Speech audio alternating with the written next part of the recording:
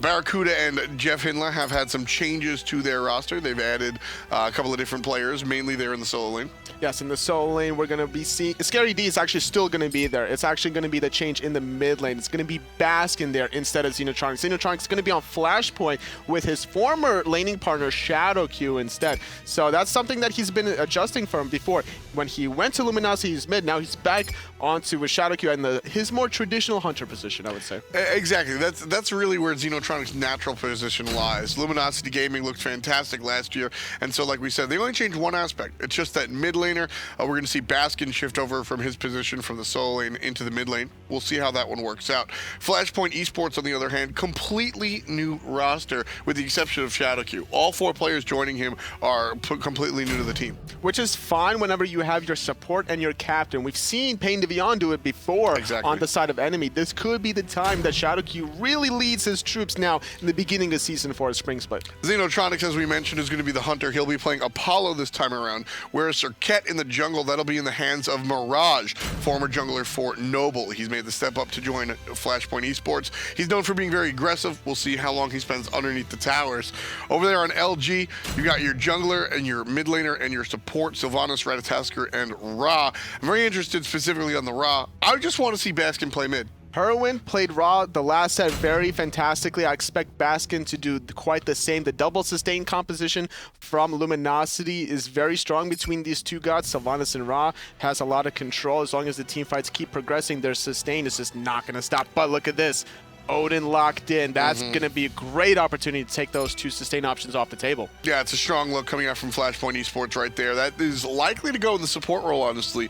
Shadow Q does like to play his Odin, and with Serket locked in for the jungle, there's a possibility that we see the Odin over there in the short lane, but I think that Shadow Q and his team selecting this Odin want him to be available early and often for this Ra, so I'd expect to see him in the support role. It could also be played for Aquarius depending on the matchup here against Scary D. But Apollo and Odin will have some really great clear once that Odin does hit level 2, especially if he elects to go for a more aggressive build, whether he gets the War Flag or the Bluestone Pendant, just to be able to outclear his opposition. Poseidon selected here for the mid lane, a lot of clear, and more importantly, still the ambiguity on the Odin selection.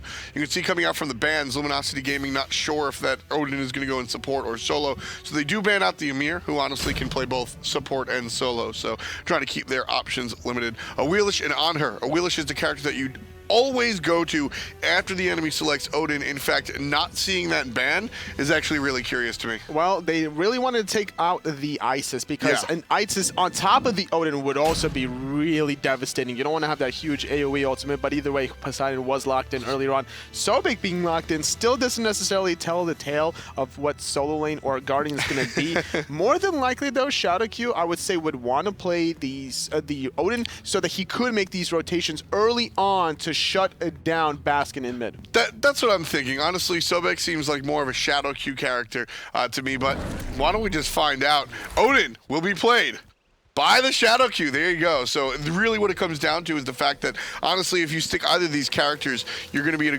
a good position because Odin obviously will shut down healing 100%. Thanks to his ring. Sobek does have some of that anti-heal involved with him as well. But you hit the nail on the head. We both actually mentioned it, the fact that having this Odin in the support role is going to allow Shadow Q to actually... Odin will be relevant earlier and more often in the game than as if he was in the solo lane. Yes, with the early rotations that he's going to be, whereas solo laners usually rotate after level 12 anyway. Right. That's like around the 10 to 12 minute mark. They want to make sure that they get that second relic, they get their 3 items complete before they really start making an impact in the game, whereas supports, they're there from the get-go. They're going to be fighting until the start of the minutes, up until the wheels fall off, honestly. So as we said, over here on Flashpoint, completely new lineup. Aquarius, formerly on Most Wanted, down to the challenger scene. Mirage, formerly the jungler for Noble. Incon, well, y'all know Incon. Shadow Q and Xenotronics make up the long lanes, moving over to Hunter, as we said. That's his natural position. That's where he was playing once upon a time before he joined up some of these professional teams. Surprisingly enough, we see the start here coming out of Luminosity. Barracuda took away the 2 small minions from the red buff, recognizing the start from Flashpoint. So now they're not going to be able to strip away those little minions, getting level 2 right off the bat. They're going to just take away the purple purple big and maybe even the red instead. So that's going to strip away some of the gold potentially for Xenotronics to get a slight edge over Barra. Very interesting play right there coming out from the guys on Luminosity. I've heard rumblings about this, actually, about teams going to, because basically the sort of default clear is you clear the lane. If you're there first, you go ahead and you take the babies to go ahead and hit number 2. The babies being the little camps, the little guys next to the big buff camp. So Luminosity actually tried to deny that from the enemy.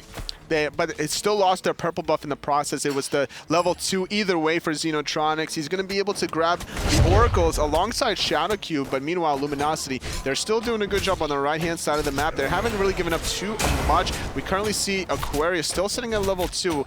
And looking at the itemization choices between these two solo laners, with the offensive relic from Scary D, he elected to go for a defensive build with Mark of the Vanguard. Considering a Sobek is usually passive this early on, he's more afraid of the rotation from Mirage more than anything else in that solo lane. Yeah, when it comes down to Sobek, I actually like the Mark of the Vanguard because oftentimes you're going to be in the jungle, or excuse me, ooh, Scary D. A little bit of a connection issue. I'm going to take a guess right there. I don't think he wanted to be diving towers this early on, unfortunately. But going back to the Sobek pick, there's the pause. Obviously, we're going to get Scary D back into this game. Unfortunately, we won't call it first blood, but the towers are getting their revenge on the solo laners right now. When it comes down to the Sobek with that Mark of the Vanguard, Toli, I actually don't mind it because you're going to be in the middle of the wave. You want to clear the wave. You know how it works. Yes. You're going to clear the wave with both of your abilities, and a smart Ratatasker is going to walk into at least your Sickening Strike to make the wave hit him, and that'll group up the wave. I was just thinking about more of the side of Scary D picking up Mark of the Vanguard on their Ratatasker with the offensive relic on the side of the Sunder. He wants to play offensive with this relic, but he went for the Mark of the Vanguard. So like I mentioned before, it seems that Scary D is more worried about the gank from Mirage more than the lane pressure coming from Aquarius. But I like the respect coming out of Aquarius, also having Mark of the Vanguard. And on top of that respect, he also didn't even touch Scary D during that slight connection hiccup, making sure that he only got a slight assist there. Yeah. I know you're not a big fan of that, right? Not a fan. Not a fan. This is the Pro League. You play to win. Listen, there's a certain level of respect, and then there's trying to get a payday. You know, if that was me, actually, I would body block Scary D to prevent him from even entering the tower. Oh my goodness. So I actually would give a disrespect from Aquarius letting Scary D die. So that right there, to me, that's where it's egregious. That's where I think you're outright silly. Aquarius just watching him go, I have no feelings plus or minus on that. If he hit him, I'd feel good. Shadow Q jumps right in. This is going to be trouble for the support. Walks out of it. Nice ultimate out of Incon.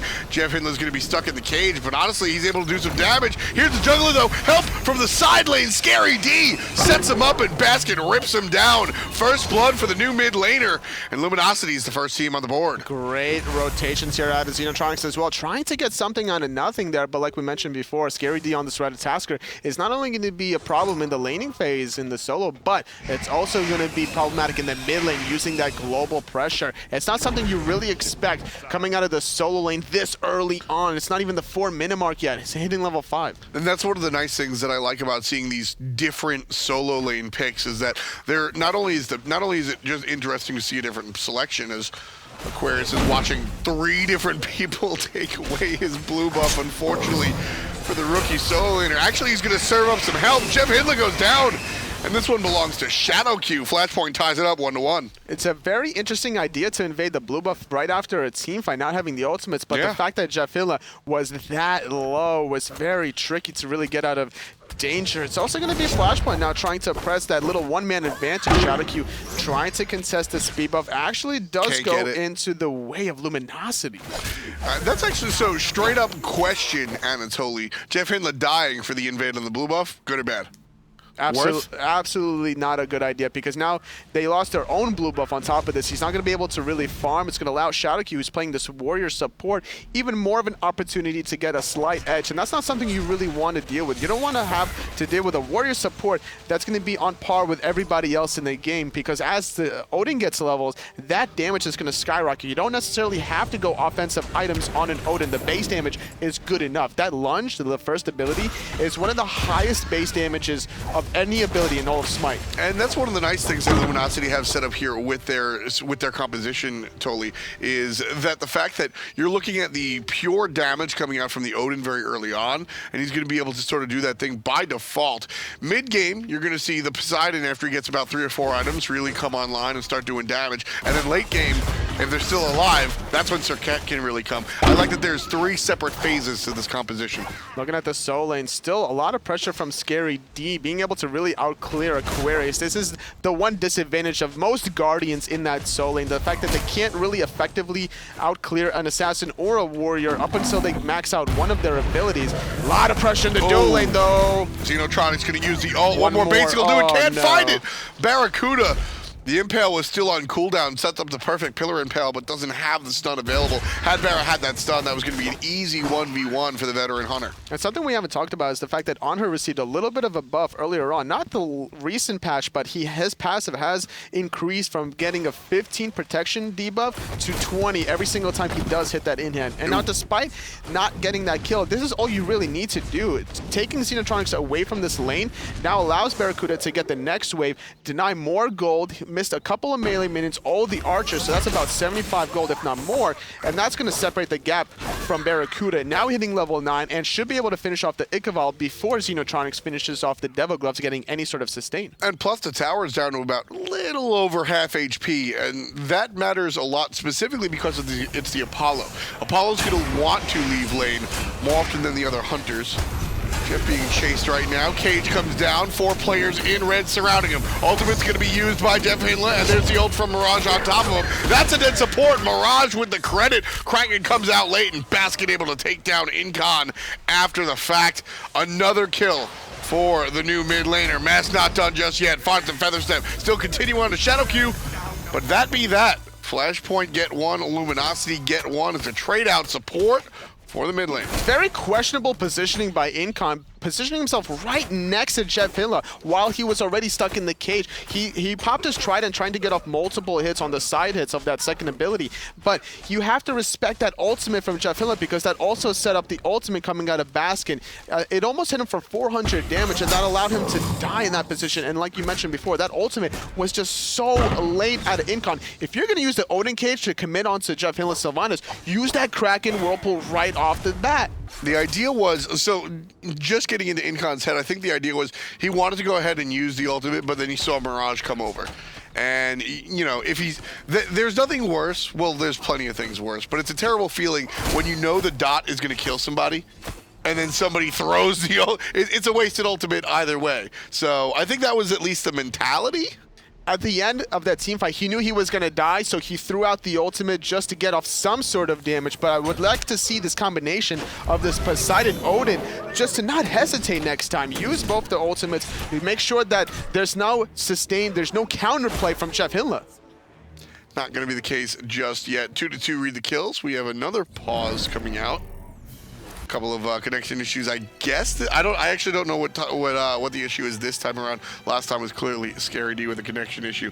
This time, well, we'll see in just a moment. So as we see, the teams are pretty much tied right now, but Flashpoint have the earlier game. Right now, it's not yet 10 minutes. As the game gets closer and closer, where do you think what do you think the moment of time is that Flashpoint have to execute? I think that Flashpoint doesn't need to execute up until they have the maxed out sustain from Raw. Hitting level 13, level 14, once he gets 3 points in that Searing Pain and maxing out the heal as we head back into the game, we'll see how Baskin is going to start positioning himself in these team fights. That's going to be very interesting to see how Flashpoint really handle the pressure coming out of Luminosity. They're the ones that are going to have to start forcing the issue to prevent that kind of team fight from happening.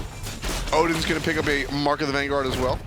For an item that went unpurchased for so long in SMITE history, it's so popular now. Is the 800 gold, the fact that it's 800 gold, I think is why we see it as that bridge item in the 3rd slot, usually right after boots.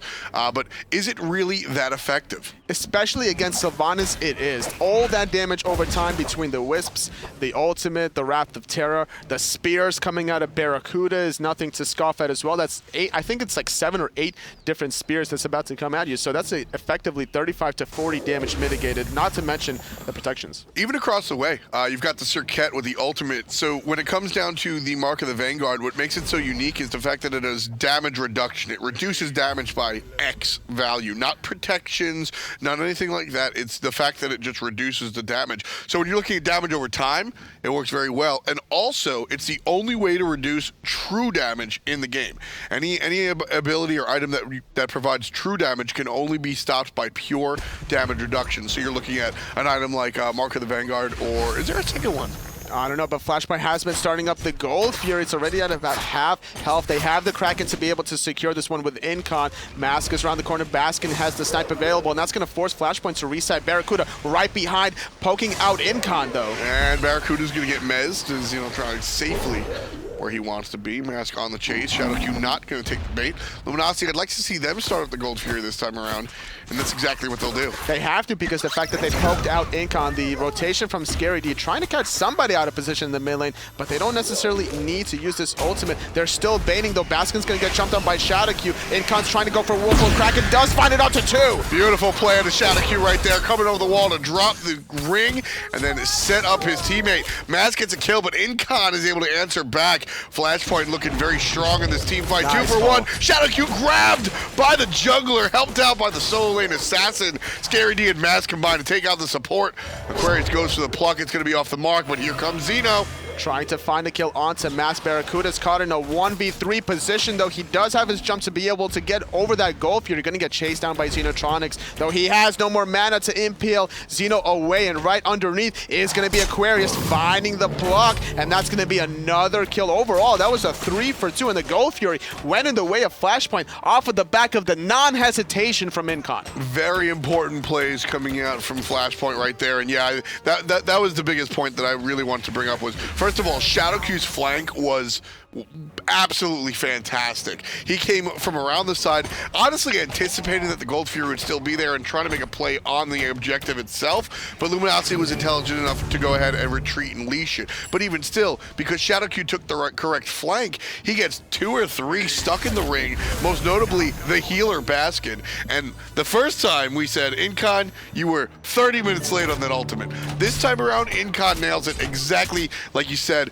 no hesitation, makes the team fight go the way. Perfect stuff coming out from Flashpoint. And despite being poked out earlier on in that engagement, the hold that thought Scary D forced to go into the ultimate, Incon was poked out earlier on to about 50%, but he didn't back, which was the crucial part of the engagement. Luminosity assumed that Incon would have to back, being at around 50% health or so, but relying on the space control that ShadowQ provided with that ultimate allowed Incon to safely move forward this time around to get off his wombo combo that he needed to, and which is why we see Flashpoint now with a little bit of a lead, almost 2,000 gold. When it came into this one, ooh, nice pillar placement, no impale to follow up, and Xenotronics going to dash away.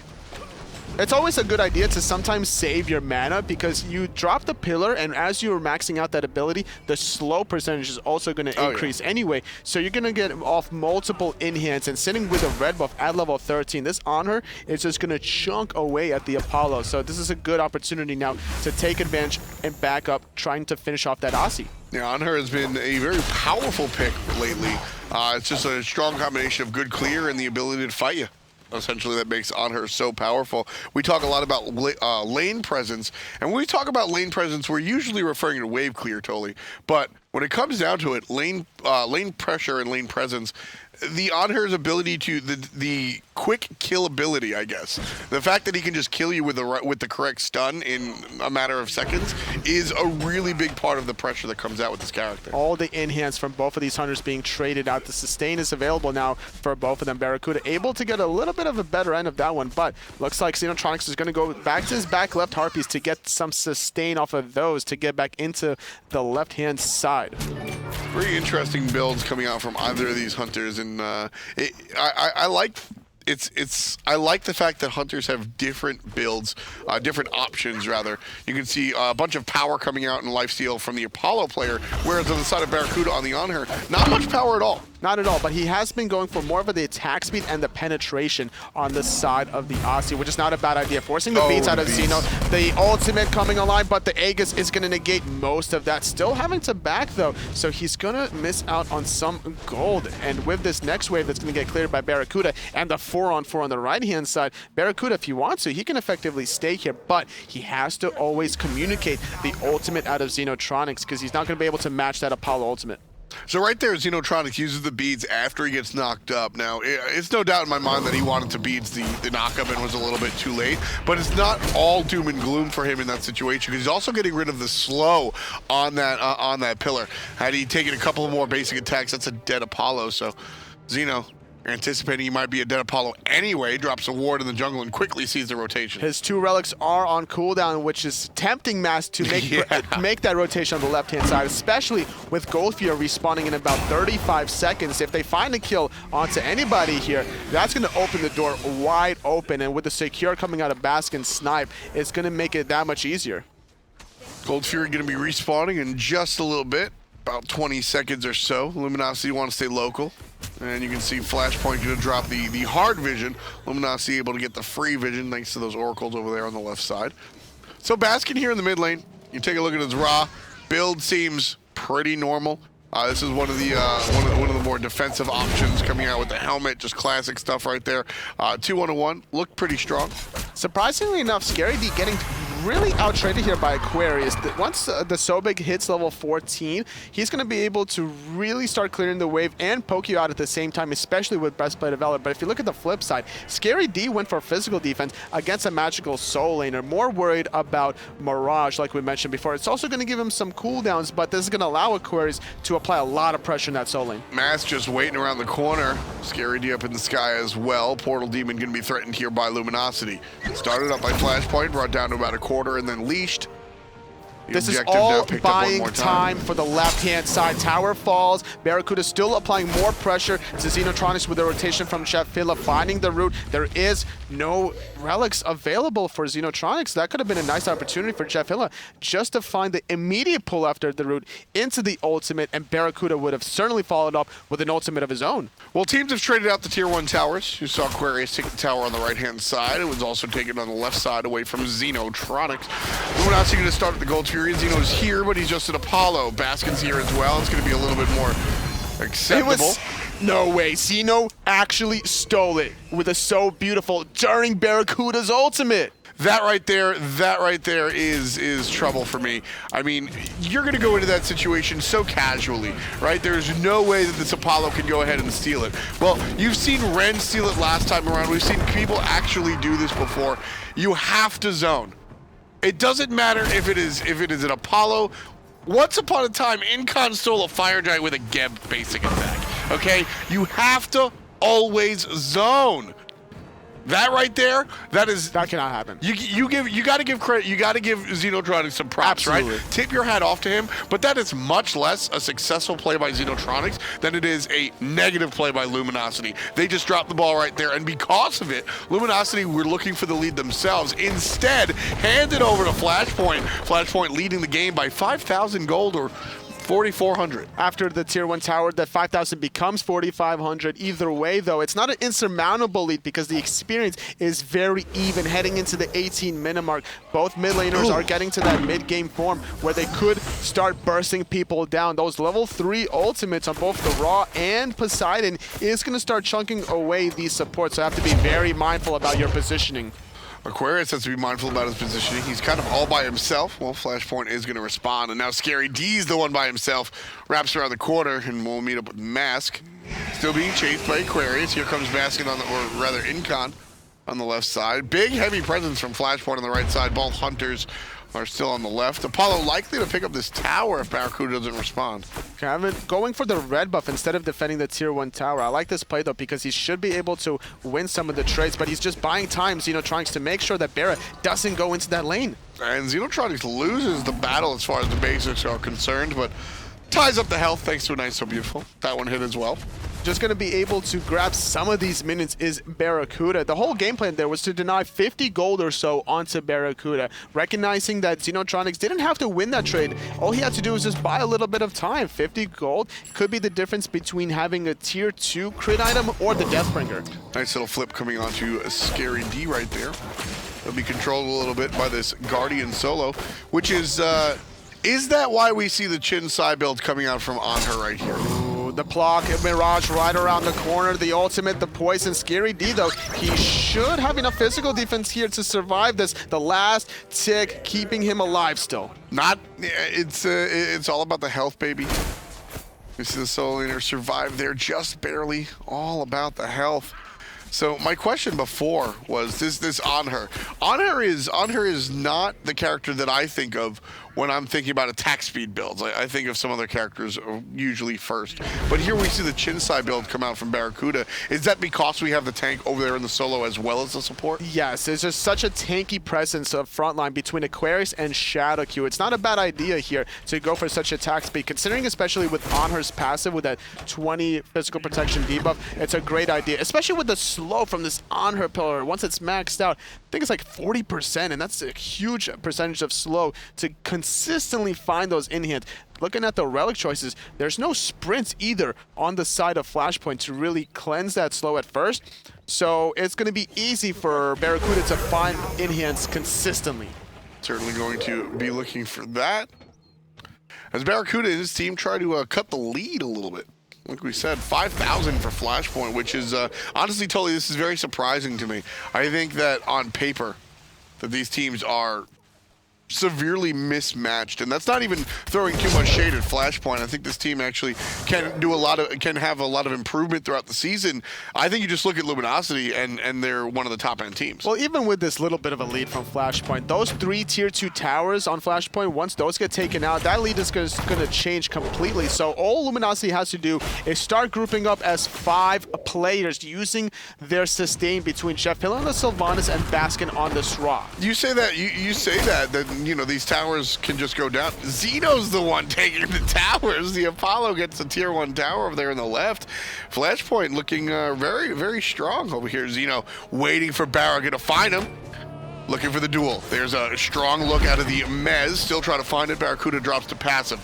Gonna chase Xenotronics away just for the remainder of the pillar. Now Xeno with a big health lead, but 100% to 40.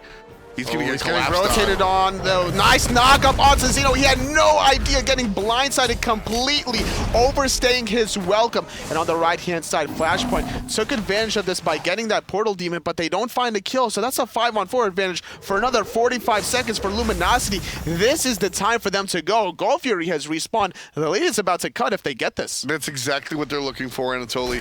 Luminosity going to be starting up the gold right here. And there's the heal. You do have Cirquette coming around from the side. Anything can steal this one, folks. But this one will go to Luminosity. Nice and easy. No complaints right there. In the mid lane, Scary D jumps onto 2. Incon not having much mana, but the meditation going to top him off. The ultimate being used. Scary D and Chefilla caught in there, walking through it though with the Phantom. No problem. Still ready to siege. You can see the sustain coming out from Baskin and Jeff Hinla. And yet, well, we'll look at it in a moment. Bunch of healing coming out from those 2 players, but really what it comes down to is the fact that Baskin and Jeff Hinla are going to be able to keep these players in the game. You're going to be able to heal up after the engage and then look for a secondary one. Across the way at Flashpoint, looking at the itemization coming out from these guys on FP, one of my problems is that you see a single curse coming out from the support and nothing else really to support that. You don't see a Divine Ruin. In fact, I don't know what's going on in the middle lane. Talk to me about Incon's build. Incon's build, like what he really wants to do here is to get a more utility style on this Poseidon. Obviously, that Gem of Isolation synergizes very effectively with that Whirlpool, making sure that it's going to stay in the Whirlpool, get constantly drained towards the center, having a lot of penetration here with that Spear of Desolation, as well as having a sort of mini Soul Reaver with the new E-Staff, having that passive. It's going to be 5% of your health every 10 seconds. Yeah, it's kind of, what do you call it, magical chins? Well, it's not off of every in-hand. Yeah, it's in between chins and Soul Reaver, I guess, right? It's close enough at this point. It's a lot of damage, honestly, as well as giving you 200 health, so it's keeping you topped off. You know, you have 250 health from your Gem of Isolation, and considering how fast Incon died the first time around with that Raw Snipe, that health will keep him alive. Nice pull. Matt's going to get one pull, but not really make anything amount of it, unfortunately. He also used his bees there, surprisingly enough. I'm not really sure what he was afraid of. Nobody was really close to him other than the Odin, and you don't have the beads against an Odin. No, just maybe it was a panic push. We saw Herwin hit his beast last game, unfortunately. Fire Giant not started yet, but teams certainly dancing around at Flashpoint and want to make a play for it. But they realize they have to get at least one kill beforehand. So they're gonna jockey for position here and try to bait Luminosity into stepping too far forward. The question is who's gonna engage and who's gonna peel at this point. Obviously you want ShadowQ to find both Baskin and Chefilla in that cage to be able to peel, but you don't really want Aquarius necessarily to be that engager either, because if he plucks anybody, imagine him plucking Chefilla into your backline and then all of a sudden Chefilla finds that 4-5-man Wrath of Terror. So you have to be very delicate if you're Flashpoint about how you engage. Well, Flashpoint not going to be delicate about this one. Starting up the Fire Giant. Slow damage, bring it down to about 70% before they leech it and look for the team fight. Barracuda ults nice and early. Jeff Hitler finds just Basket with his ult. Xeno trying to cut down early, 40% HP on the Hunter. Meanwhile, Jeff Hitler on his last legs. Down he goes to the hand of Mirage. Enemy jungler answers back alongside with the Hunter. It's a 2-for-1 so far. Luminosity on the good side. Baron's going to stretch that to a 3-for-1. Mirage in trouble as well. Mask on the chase. Can't find Mirage. ShadowQ already gone as well. And with the blink coming out from the jungler, looks like it's going to be a 3-for-1 and end at that. Scary D wants to change that though, still giving chase. He wants Mirage, not gonna really dive that tier 2 tower, he's just doing a good job zoning. They lost the Gold Fury earlier on, they're not gonna lose the Fire Giant to any shenanigans. Fire Giant going in the way of Luminosity, and what was about a 5,000 gold deficit before has been cut to 2,000, and then once they get 2 towers on the right, it's gonna be completely even gold-wise, the experience favoring Luminosity. Yeah, I think this is more the Luminosity that people expected to come out and see. I absolutely have to tip my hat to Flashpoint. They have already exceeded my expectations for how they would perform.